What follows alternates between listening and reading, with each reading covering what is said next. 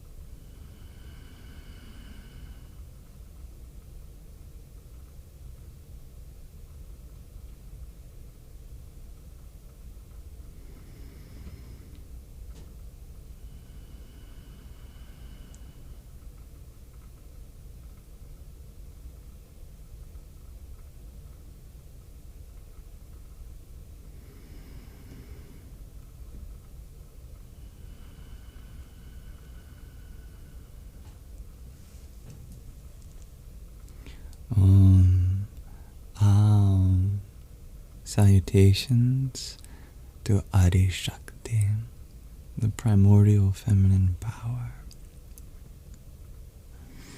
Thank you for meditating with us. That concludes our Nididhyasana, our final portion of our Sangha. So thank you all for being here. That was a good mantra for exploring the cardinal vowel space between the guttural ah and the labial oo.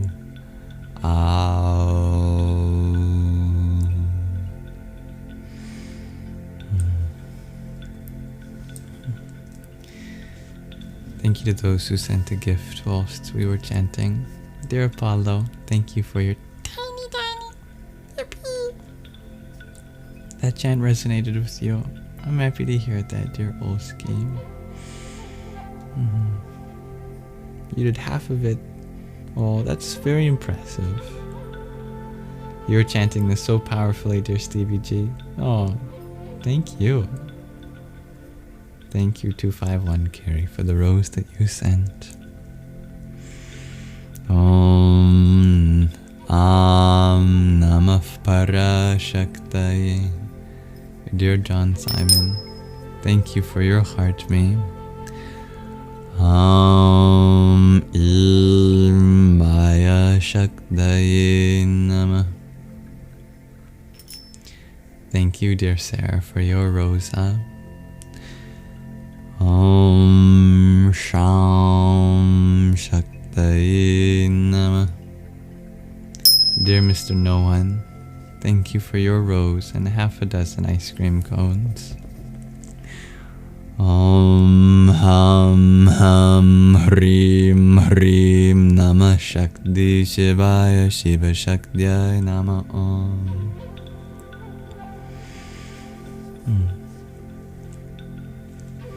I pray that all of the solutions that exist within you, dear Eli, are applied to the solutions in your life. What we carry in our heart is very important, dear Gabriel. I would not worry if you find out that the sentiment of a mantra is different than how you had chanted it. Ultimately, the divine knows the true intention in our heart, and that's all that matters. Thank you, dear Lina, for your heartbeat and trio of roses. Om Ham Jum Saha Om Bhur Bhuva Swaha Om Triambakam Yajamahe Om Tatsavitur Varenyam Om Sugandhim Pushte Vardhanam Om Bhargo Devasya Dhimahi Om Hurvarukamiva Bandhanan Om Dhiyo Yonah Prachodayat Om Mrityor Mukshiyamamritat Om Swaha Om Bhuvaha Om Bhuh Om Saha Om Jum Om Ham Om.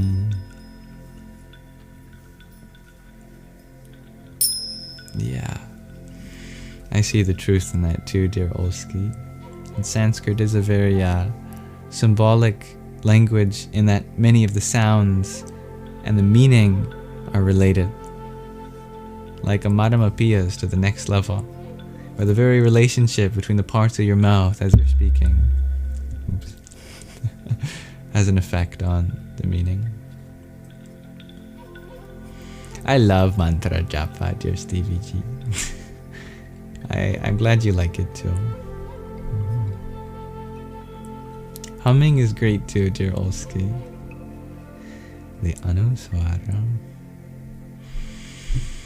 Thank you, dearest Dansuela.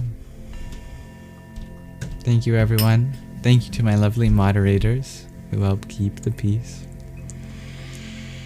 And if there's anything I can do to ever make this space more inclusive to anyone, please let me know. I'd like to be a more humble host next time. If you could hold me accountable to that, that would make me very happy. May this live stream be an offering to the divinity within you.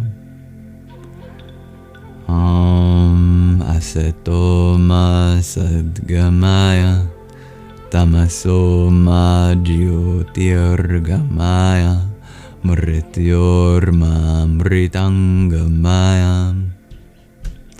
Om Shanti Shanti Shanti. Om. Lead us from the unreal to the real, from darkness to the light, from death to deathlessness. Om. May there be peace in us. May there be peace in our environment, and may there be peace in the forces that act on us.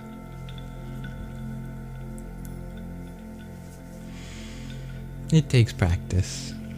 Indeed, dear Gabriel, you are doing well. Good to be happy about those little wins. They add up, that's for sure. Yeah, this is like the Lord's Prayer, dear Olski. See if I remember it. Our Father who art in heaven, hallowed be thy name. Thy kingdom come, thy will be done, on earth as it is in heaven. Give us this day our daily bread, and forgive us our trespasses, as we forgive those who trespass against us. And may we not, and then there's the verse that you were talking about, Olski. And ironically, I'm forgetting if there's a verse in between that.